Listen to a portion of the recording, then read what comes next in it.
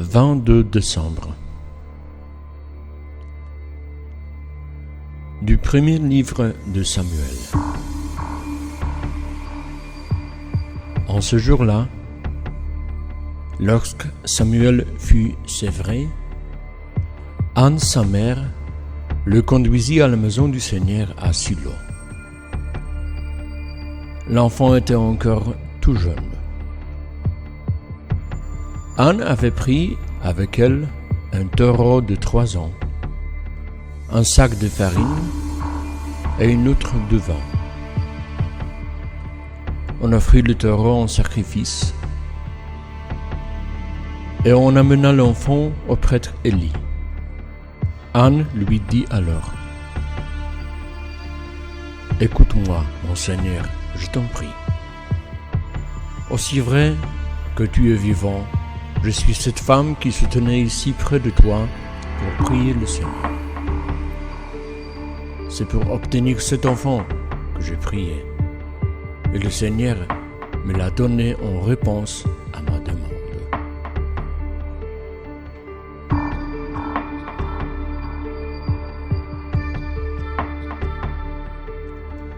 Le mot pour aujourd'hui, c'est le mot « baït », ce qui signifie « maison ».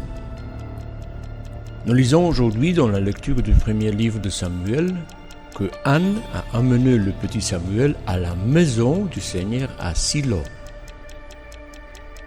L'expression « maison du Seigneur » désigne ici évidemment la tente de la rencontre, et plus tard le sanctuaire du temple de Jérusalem, le Dieu que Dieu a choisi pour habiter parmi son peuple. Nous savons que la tente de la rencontre et le temple étaient le lieu absolument unique pour les Israélites. Il est intéressant de noter que malgré le fait que ces lieux soient si importants pour eux, pour désigner ce lieu, le juif utilisait toujours le mot qui vient du langage courant et quotidien. La maison, la tente. Il y a une autre expression dans la Bible qui est utilisée pour parler de la demeure de Dieu parmi les gens. Il s'agit de l'expression « Ohel Moed », tente de rencontre. Traduite littéralement, cette expression parle de la tente d'une rencontre qui est planifiée. Encore une fois, la Bible nous révèle une très belle idée. Dieu prend rendez-vous avec l'homme. Il y a un temps, un lieu où Dieu veut rencontrer l'homme, où il arrange une rencontre avec lui. C'est incroyable que Dieu a toujours du temps pour nous. Dieu veut prendre rendez-vous avec nous, comme s'il nous demandait de le planifier, de le mettre dans notre agenda, afin que nous ne manquions pas cette rencontre quotidienne avec lui. Bien que ce soit difficile à croire que c'est au-delà de notre imagination, Dieu veut vraiment habiter en chacun de nous.